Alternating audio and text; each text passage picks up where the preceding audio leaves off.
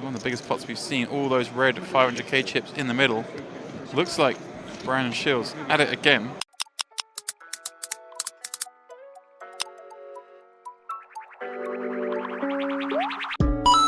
Hello, welcome to the video. This week I'm going to be talking about one of the biggest pots I've ever played, possibly one of the biggest punts that I've ever made. This is a hand from the $10,000 Millions World event back in, I think, November 2019 in the Bahamas. So it's a 10k buy-in, 10 million guaranteed. I think the winner got 2 million in the end. Really, really big tournament. This is just at the end of day 2 when we're on the direct money bubble. So there's 126 players left and 125 players paid. And the bubble's been going on for quite a while. I believe the big blind is 160k with a big blind ante as well. So 80, 160, 160. I have around about 27 million chips. I'm pretty sure I'm chip leader of the tournament, but I was big chip leader at my table. And then someone else at the table wins a very big part and they become in contention. So they have like 25 million to start this hand, and we decide to play a really, really big pot. I'm in the low jack with Jack 10 of spades and I open to 375k. The big blind calls, and it is Scott Margaressen, who is a very good player, someone that I probably don't want to get into these big battles with, especially back in 2019 when I knew a lot less about the game than I know now. You know, I just won the 2k side event. I was feeling very confident, so I remember going into even the start of this hand thinking, I know I cover this guy. I'm happy to play a big pot because I can be the one that puts him all in. And this is probably a bad mindset to go into the hand with when we're playing more than 150 big blinds deep, because it's so rare that you're going to get stacks in for that size anyway. And if you do, people have obviously got extremely strong hands. But I was already thinking I've got some like pretty bad ideas here to try and make him fold really strong hands in this pot, because we're on the direct bubble. He obviously doesn't want to bust, but you know, I already went into it with slightly too aggressive notions than I would have liked. I was thinking kind of too far ahead, and I think that can get you into potentially like negative patterns. So I was going to be overly aggressive in this hand, but to a degree that isn't probably good. So that's kind of a first thing to note. The flop is Queen of Spades, 7 of Hearts, 2 of Diamonds.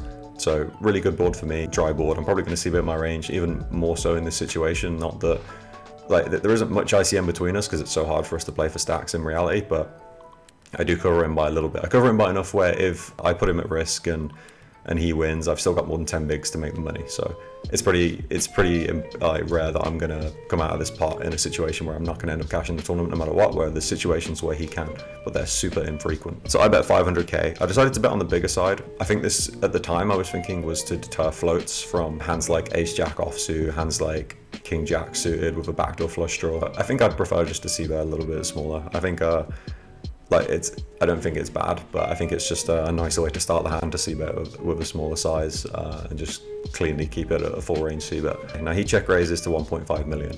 And already like my mind immediately just thought, I've got a backdoor roll flush draw here, backdoor straight flush draw. And he should not want to play things so aggressively. Like if he has, let's say he has pocket sevens here, it's actually bad for him to go broke based on the stack depth we've got. Because if you're getting in that many chips, there's a pretty strong chance that I've got like queens, or I turn aces full, or like top set of aces, or I just have a better hand generally, and he shouldn't have queens. Although maybe he does have queens pre, because it's a weird dynamic. But for the same principle, I guess he might have aces pre. But it's a spot where he doesn't really want to check raise as many hands as usual, based on my assessment of the situation, unless he just doesn't see the ICM in it at all because the stacks are so deep, which is also possible. But at the time, I was really just thinking even if he's check raising with 2 pair in this spot, like queen 7, queen 2, 7-2 suited, he's gonna end up being punished for it because I'm gonna make him fold those hands. And I know this is a bad way to go into the hand, but this is what I remember thinking at the time, that I'm gonna go for it in this hand if I get the opportunity to. I'm just gonna go crazy, but if the opportunity arises. So I call. This makes the pot 3.99 million, and it turns the ace of spades, giving me a roll flush draw. So again, it's one of the best cards in the deck for me because I have much more ace queen, I have much more aces. I guess I have more like ace 7 suited backdoors because he won't check raise the flop with them. But it's just generally a really good card for me. And a lot of his range that check raise the flop is a lot weaker now. Like even his set of 2s and set of 7s. Assuming that if this was just a pure chip EV spot, like the hands where he was very happy with are now just a little bit less happy at least. And I saw that as kind of my green light to go for this spot. He bets the turn for 2 million, and I at the time I was thinking he's going to barrel queen 7, he's going to barrel queen 2, and he's going to barrel 7-2.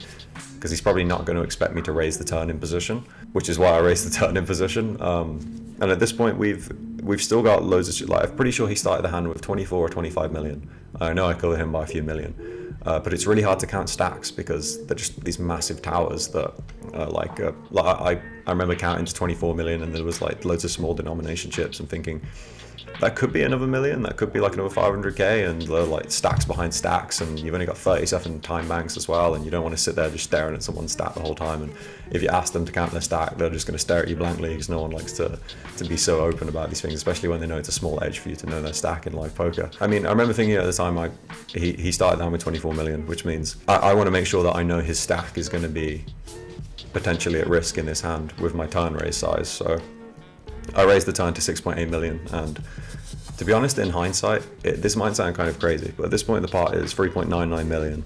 We've put about 2 million in each, so we're like, let's say we're like 22 million effective on the turn. Over his 2 million bet, I actually can just jam. And I know this sounds like absolutely ridiculous, like why would I want to jam with anything, but I'm pretty sure I could jam and turn my hand face up, and then he would have to fold with loads of extremely strong hands. I don't know if he would be supposed to fold a set, but in my head it makes sense that he might be supposed to fold a set in that situation, or at least he would if he knew what I had, because the variance is just too big. And like, there's no extra edge in him doubling up at this point, because if he doubles up and we're just on a one-person bubble, it's not going to last that long. He's going to get up to his 300 big blinds or whatever it is, and it's just not that much extra edge to have this stack until you get to the final table, which is not for a long time. And by the time you get there, his stack is already like, he's still got a lot of work to do. I think going all in here is actually pretty reasonable. I didn't think about it at the time because it seemed too big, but I mean, it just completely puts him in the bin, and I think it achieves the things I wanted to achieve in this hand. But at the time, I just thought I want to apply loads of pressure on the turn, try and make him fold queen 7, try and make him fold queen 2, try and make him fold 7-2. If he ever has a random bluff, I guess make him fold that. Because my hand is just jack high, so maybe if he check raises the flop with like king jack, king 10 and barrel, then he has to fold those hands. I thought when he raises the flop, his value would probably start with like pocket kings roughly. I mean, ace queen's plausible, but again, it's dicey for him to make the pot bigger out of position with ace queen in this situation, because it's never that happy to play a big pot. So I raised the 6.8 million. Again, just showing him like we can play for stacks in this hand, and he can't go all in. That he just cannot go all in here out of position. At least it doesn't make sense for me to him to do that, because I'm extremely polar. I'm saying I've got like a set of queens, a set of aces, even like maybe a set of sevens, but I'm not really raising. I mean, maybe I can raise like ace queen, but then again, like, I'm probably checking the river. But like the hands that I'm raising with that are really going for it are hands that he's dead against with his sets and stuff. Whereas if I ever have a bluff, which again, like I've got a bluff now, like it's plausible I've got some bluffs, he just wants to give me the potential rope, because that's the most EV from his hands at that point, and obviously he blocks value. So if he wants to hold on with his set of sevens and call the river, that's the best way to do it, is to let me bluff. Unless I guess all my bluffs have got loads of equity like this hand, and then he wants to deny the equity. But again, it's like a big circle. Like, he doesn't know what I'm raising with. If he perceives I'm super bluff heavy, maybe it makes sense to jam to deny the equity as well. He calls. This makes the pot 17.6 million. So again, the pot's now more than 100 big blinds, which is pretty ridiculous on the bubble. And the river's the ace of hearts. Complete, absolute action killer. Like, to me, this is just a dead card. I thought my raise on the turn would make him fold his 2 pairs. So at this point, I just think he has a set, and now he's rivered a boat. Like that's why I was thinking. If he had queen 7, queen 2, 7-2, he's going to fold the turn to my raise, because he knows he's going to fold the river to aggression anyway. And it's got like a weird bluff catcher. Because everyone was stalling on the bubble, they changed it, so we only had 20-second turn timers. And I've ran out of time banks, because I've just been in so many 6 spots recently, and I don't know, I guess I'm just slow at this game sometimes. But I had no time banks left, so when he checked the river, I had 20 seconds to make my decision. And it's almost like before, like by the time I've got how big the pot is, because the numbers are so big, and thought about like range, like they're already saying like 5 seconds left immediately, and I'm just looking at a 17.6 million chip pot with jack high. And I convinced myself in the game that there's a chance he still did hold on with 2 pairs, queen 7, 7-2, like whatever. Or maybe, I don't know, maybe some random king flip. Like, I was trying to give him hands that would fold the river that I don't necessarily think he would have in reality. But I ended up betting the river for 5.1 million, and it's one of the worst bets I think I've ever made, because like I think I can bet smaller to achieve what my rationale was thinking in game, if that's what I was thinking. I think if I go really small, it does make some sense. Or or like I should just go for the jam because then I'm trying to make him fold boats, and I don't think I should do it with this hand. I don't think I should do it on this river, but at least then I'm putting his tournament life at risk, because I think he would have had a round pot left on the river. But yeah, this size is like just a weird half measure, and I know I did it because of the time pressure, and I just thought I need to bet. I don't want to bet that big. 5.1 million, like it just came out, and even as I was putting the chips down, I was already regretting it. Let's look at more action. Whoa! This is a huge pot. Scott Marguson facing looks to be 5 million chip bet, perhaps.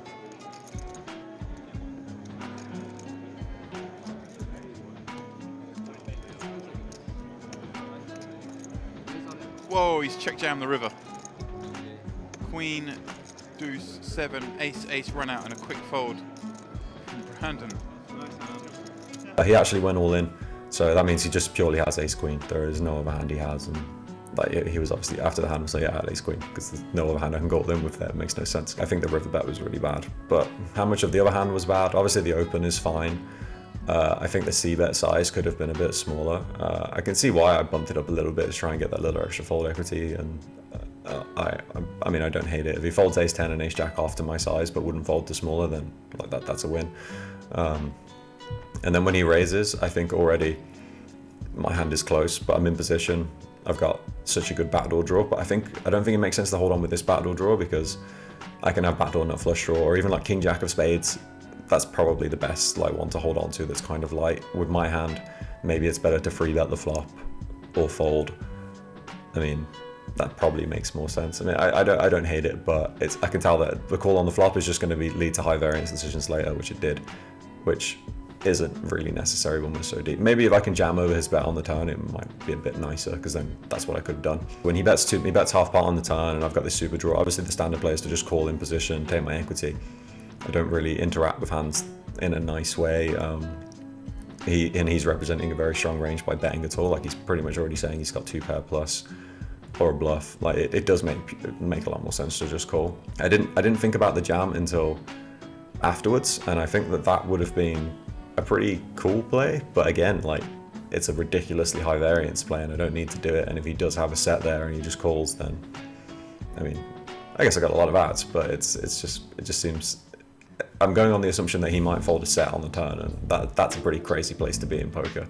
I just think you don't need to be in those overcomplicated spots, because that's not how you need to make money at this game. My raise on the turn is okay. I like that he can't free bet. I like that if he is going to bet 2 pairs and fold them, I think that makes the raise on the turn good, and I think it's plausible that that's true, but it's also very plausible that it's not true, that he's just going to say, I don't believe your raise in position here, that your value range is too thin, I call and I'm going to decide river. And he's a very good player, so there's a chance that he thinks, I don't care about the bubble, I think I'm good enough of the time here based on your weird line. And I had been playing pretty active on the bubble based on being the cheerleader, so I don't think I had the best image to try and go crazy either. I can see what I was trying to achieve, but again, it just doesn't need to happen. And then the river, absolutely terrible. I even knew this at the time. In fact, in the notebook here where I wrote down the hand as I was playing it, I've literally wrote in big capital letters, all in or check, exclamation mark. It's like there's basically telling myself it's a terrible bet on the river. So I knew immediately after when I wrote the hand, I knew the bet was terrible.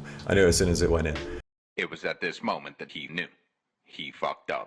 Pot was like 250 big blinds on the bubble, when the average stack was like 8 or 9 million. So the average stack was, it might have even been less. I think the average stack was like 50 bigs. So it's like a 5 times average pot on the bubble in a 10K. One of the biggest tournaments I've ever played. And I just have to snap fold the river with my jack eye. And obviously they come and film it as well, just for the rubs. Like they don't come and film all these hands where I'm winning loads of pots on the ball. They come and film it when I do like the stupidest thing I've done in this whole tournament. But luckily no one got to see my hand, and I don't know, maybe it was good for the image at the time. This was one of the biggest pots I've ever played, possibly one of the biggest punts I've ever done.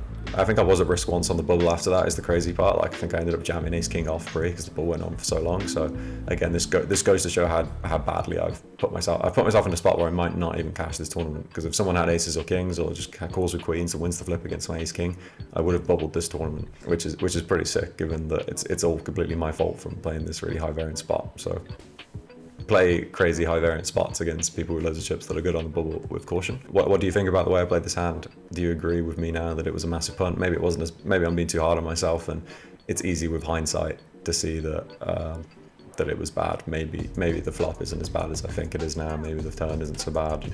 The river, I don't think I can ever defend. I mean, if I want to make him fold 2-pair, I just bet like maybe 25% pot. Maybe that would achieve the same. If that's what I think he gets there with, but I think the time bet makes him fold those, and it's like cross logic. Like either the time bet achieves that or it doesn't. And if I don't think the time bet achieves that, it's bad. And if time bet does achieve that, then the river's bad. One play could make the other play worse based on the contradiction. Thanks for watching, and I'll see you sometime next week.